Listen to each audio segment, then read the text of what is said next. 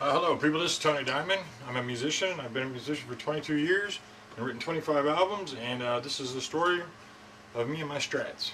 Uh, Around 90 or so, my youngest daughter was diagnosed with cancer, and we spent every waking moment with her, and now thankfully she's in remission and has been for a few years. Uh, During that time, I needed a vent, and I kept going down to this music store here in town and looking for something, looking for a guitar I could afford, and I kept having my eye on this one, and unfortunately at the time I couldn't afford it. So, but one Valentine's Day, my wife went down and surprised me and bought this guitar for me, and worked out a deal with the ownership, and I thank her for that.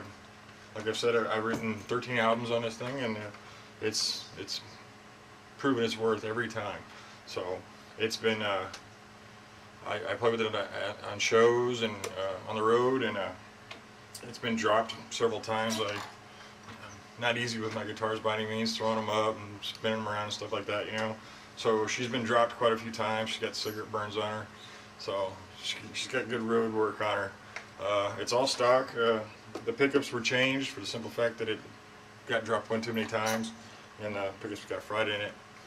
But other than that, it's a good guitar. Any work, sit down on the couch, just doing nothing, it's in my lap. If I play a show, I prefer to have it, even though I have other backups, But this one is just, it's been there for me all the time.